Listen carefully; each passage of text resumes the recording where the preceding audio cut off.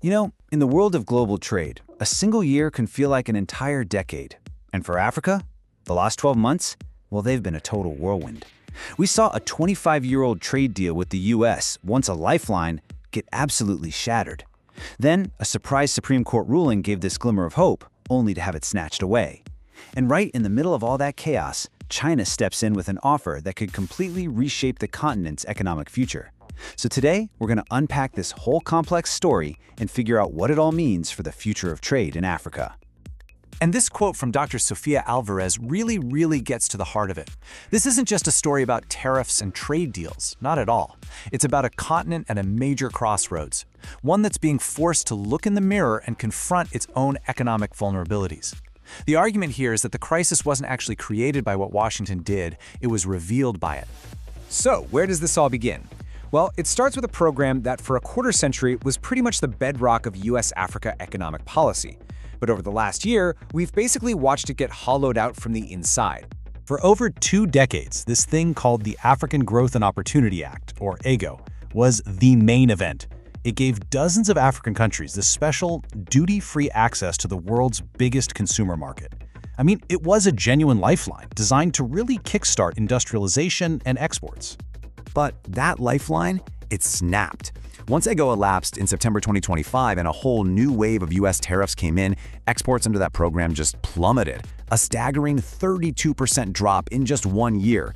And you have to remember, that number isn't just a statistic. It represents factories, it represents jobs, investment, all of it vanishing because of this policy uncertainty. Now, Congress did technically pass a 1-year extension, but it was a pretty hollow victory. See, new tariffs of 10, 20, even 30% were slapped on African goods.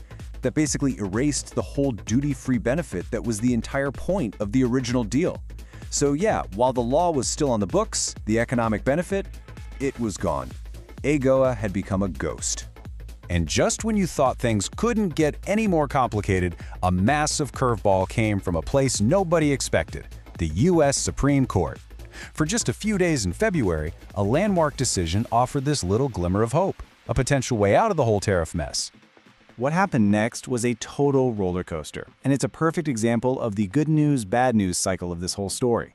On February 20th, the Supreme Court strikes down the administration's tariffs, calling them unconstitutional. A huge win, right? But the celebration didn't last long. Just 4 days later, the president used a different legal authority to impose a new global tariff, and just like that, the wall was back up. And the key thing to understand here is just how many tools the US president has for trade policy. Think of it like a toolkit. The Supreme Court took one tool away, the one based on the International Emergency Economic Powers Act, or IEEPA. So the administration just reached into the box and pulled out another one. This time it was Section 122 of the Trade Act. The point is, the tariff wall was still standing, just built with different legal bricks. For African exporters, the risk was exactly the same. Now, this shifting tariff landscape, it hits some countries way harder than others. Let's take South Africa, for example, the most industrialized economy on the continent. Suddenly, it's facing a crippling 25% tariff on its auto exports, which is a massive blow to a key industry. You add some diplomatic friction with the US on top of that, and you've got a country that's in a really tough spot and in desperate need of new markets and new economic strategies. So, as the door to the US market was getting a lot harder to open, another one just swung wide open. China, seeing a massive opportunity, came in with a simple, powerful offer that could totally reshape the flow of trade across Africa. And the contrast between the two approaches, it couldn't be more clear.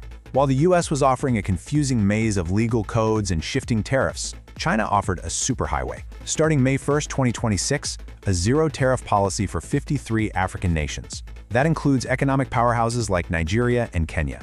It was clear, it was simple, and it was a massive expansion of market access. But, you know, with any offer that seems this good, you have to ask yourself, what's the catch? Is this a real partnership designed to help Africa grow, or could it lead to a whole new kind of dependency? And this right here is the crucial point. The risk that's kind of hidden inside this opportunity. Look, this deal could be transformative, absolutely. But if it only leads to Africa shipping more raw materials to China, it just deepens that dependency.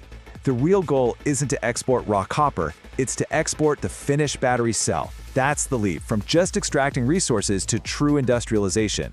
So, if relying too much on Washington is a risk, and relying too much on Beijing is also a risk, what's the sustainable solution? Well, the answer, just like that opening quote suggested, isn't found abroad. It's found within the continent itself. The answer lies in a power that Africa already has, but just hasn't fully unleashed yet. We're talking about the African Continental Free Trade Area, the AFCFTA. This represents a single market of 1.4 billion people with a combined GDP of $3.5 trillion. I mean, the potential is absolutely staggering, but it needs to be unlocked.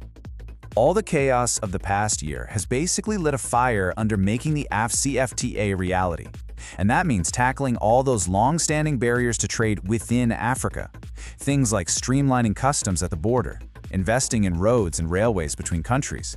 It means building regional supply chains, so a car put together in South Africa can use parts made in Nigeria, and a smartphone sold in Kenya can have a battery from the DRC. And this right here is the ultimate takeaway. The end game is to build an internal African economic engine that is so powerful that the continent negotiates with the rest of the world from a position of real strength. Trade with the US or China then becomes a strategic choice you get to make, not some structural dependency you can't escape from. And so, the clock is ticking. The U.S. Tariff Authority that kicked off this whole crisis is up for renegotiation in July 2026. That creates a very narrow window of opportunity for Africa to act. So the big question is, will the continent seize this moment to forge a new economic path, one built on its own strength and cooperation? Or will it stay a player in a game where someone else is always setting the rules? The next few years are going to be absolutely decisive.